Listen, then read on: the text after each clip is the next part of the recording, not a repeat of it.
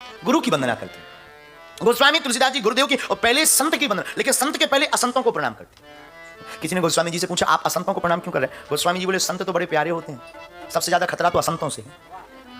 रामायण बन जाएगी तो विघ्न संत नहीं डालेंगे, असंत डालेंगे। ये जितने भी, बुरा मत मानना, घर में जो सबसे ज्यादा बेकार हो ना, पहले उसी का सम्मान करा। खतरनाक लड़का हो उसी की शादी पहले करा, सुधर जाए। बोलो जय सिया राम। और शादी के बाद अच्छे अच्छे सुधर गए, क्योंकि शादी के बाद फिर अपनी मति चलती नहीं, श्रीमती की चलती।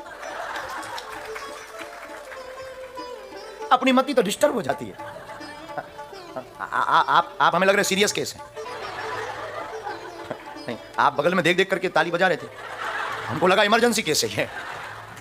तो शादी के बाद अपनी मति चलती नहीं। तो गोस्वामी तुलसीदास जी बंदव संत, पहले संतों को प्रणाम, फिर असंतों को प्रणाम। संतों को प्रणाम करके गोस्वामी जी जय जयकार करते संतों की। और केवल संतों को प्रणाम नहीं, खलों को भी प्रणाम करते हैं। किसी ने कहा कि आप खल को क्यों प्रणाम करते? खल को प्रणाम करने का क्या मतलब? गोस्वामी जी कहते हैं बंदो संत असजन चरना, दुख प्रदे भय बीच कछु बरना। क्यों?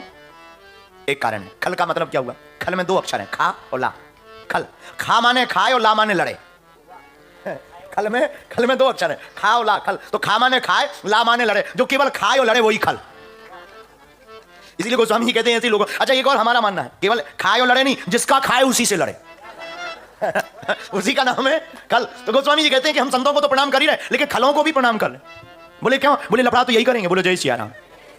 तो संतों को प्रणाम, असंतों को प्रणाम। आहा बिछुरते को प्राण हर ले, मिलते के दुख दारुण देही, मिलते के दुख दारुण देही। संत मिलेंगे आनंद आएगा, लेकिन खल असज्जन असंत मिलेगा तो तुम्हारे मिलते ही दुख देने लगेगा। हमसे कोई पूछे संत की परिभाषा क्या है, तो लंदन के पागलों, इंग्लैंड के पागलों, संत की परिभाषा यही है, जिसके पास जाते ही समस्याओं का हो जाए अंत, उसी का नाम संत है। संत का मतलब जिसके पास समस्याओं का हो जाए अंत, उन्हीं का नाम है। बोलो जय सिया राम। आहा हा। तो संत जिनके पास समस्याओं का अंत हो, तो संतों को प्रणाम करते हैं। फिर मंगल भगवान अमंगलहारी की चर्चा गोस्वामी तुलसीदास जी करते हैं। और केवल इतना ही प्रणाम नहीं करते, आहा हा, अवधपुरी को प्रणाम गोस्वामी श्री तुलसीदास जी रामायण में करते हैं। क्यों? अवधपुरी में श्री सीताराम जी, श्री रघुनाथ जी प्रकट भये, तो ऐसा धाम भी क्या कम है जहां रघुनाथ प्रकट हो। आहा, वो बंदनी है। कौन सा अयोध्या? सरयू के तीर,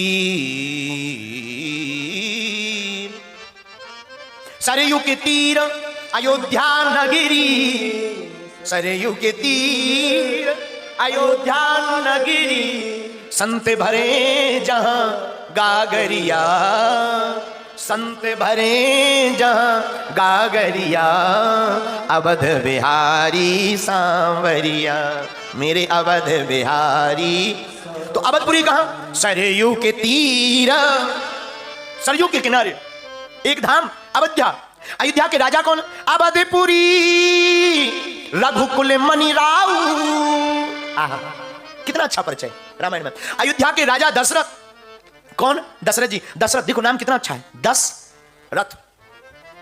दशरथ का मतलब जिसने अपनी 10 इंद्रियों को परमात्मा तक पहुंचने का रथ बना लिया हो, वही दशरथ। महाराज जी, दशरथ कौन? जिसने 10 इंद्रियों को अपना रथ बना लिया हो।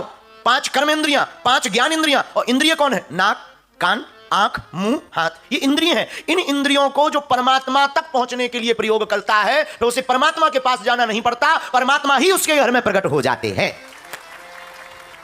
तो रामचरितमानस में अवधपुरी रघुकुल मणि राव, महाराज दशरथ। अच्छा एक चौपाई में एक विश्लेषण है, रघुकुल मणि। बाबा इनको ही रघुकुल मणि क्यों कहा? रघुवंशियों में तो बहुत से राजा हुए। भगीरथ जिन्होंने गंगा जी प्रकट की, इनका नाम भी रघुकुल मणि कह सकते थे। दिलीप जिन्होंने सेवा प्रकट की, राजा हरिश्चंद्र जिन्होंने सत्य को प्रकट किया। लेकिन महाराज दशरथ को ही रघुकुल मणि क्यों कहा? हमारा मानना है किसी ने सत्य को प्रकट किया, हरिश्चंद्र जी ने, भगीरथ जी ने गंगा को प्रकट किया, लेकिन इन्होंने परमात्मा को प्रकट किया, इसलिए रघुकुल मणि है।